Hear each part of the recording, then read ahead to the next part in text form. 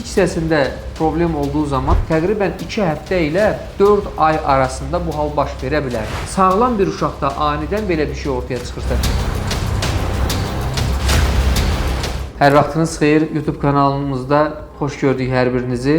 Maarifləndirici videolar çəkirik və uşaqlarda viral sistit problemindən danışacağım. Son vaxtlarda, ümumiyyətlə payız aylarında virusların daha çox olduğu vaxtlarda, necə ki viruslar tənəffüs yolunu zədələyir, yəni uşaqlarda qribal əlamətlər, göz problemləri, konjüktivit, bundan başqa tonzillit, bəzən hətta daxili orqanlarda belə zədələnmələr, üst tənəffüs yolları, alt tənəffüs yolları, pnevmoniyaya qədər gedib çıxan problemlər olmaqla yanaşı, eyni zamanda bu virusların bəzi ştamları sidik və sidik çıxarıcı sistemi, sidik cinsiyyət sistemini də zədələyə bilər. Sistik hissəsində problem olduğu zaman buna biz viral sistit deyirik və daha çox virusların zərər verdiyi orqanlardan biridir sidik hissəsi. Necə olur bu? Uşaq sağlam uşaqdır, hər hansı bir ciddi uroloji problemi olmayıb, ağır bir virus xəstəliyi keçirir və ya yüngül formada keçirə bilər.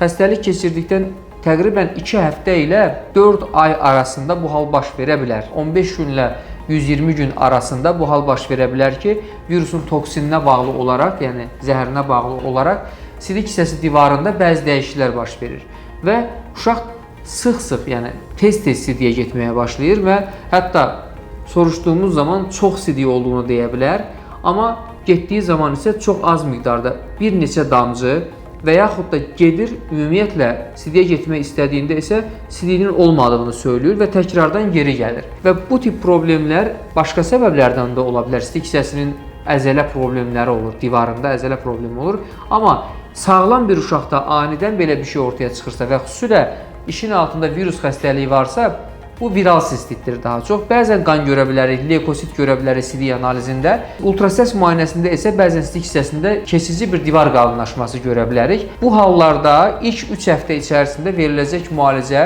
simptomatik müalicədir. Yəni isti vannalar, bol maye, duzlu, acılı, turşulu, paketləşdirilmiş qidalardan uzaq qalması, yəni sağlam qidalanmasını tövsiyə edirik və eyni zamanda bəzi uşaqlarda ibuprofen tərkibli, yəni nurafen kimi tanınan sirobu istifadə olunmağını tövsiyə edirik. Bilirik ki, ibuprofenin qızdırma düşürücü, ağrı kəsici və əsas təsirlərindən biri də iltihab əleyhinə olan təsirdir ki, bu təsirindən də istifadə edib ibuprofen və 1 həftə verməklə 3 həftə isə sağlam qidalanmaq, bol maye və sadəcə isti vannalarla təqib edə bilərik. Əgər şikayətlər davam edərsə, o zaman sidik hissəsi divarına uyğun olaraq ultrasəs müayinəsi edib dərman müalicəsini başlamalı oluruq. Və sonda qeyd etmək istəyirəm ki, YouTube kanalımıza abunə olun, abunə olmanızı xahiş edirəm. Çünki siz abunə olduğunuz zaman bizdə yeni videolar əlavə olunduğu zaman sizə xüsusi bildirim gəlir və bunun vasitəsilə videolarımızı izləyirsiniz və təqib edirsiniz. Diqqətinizə görə təşəkkür edirəm.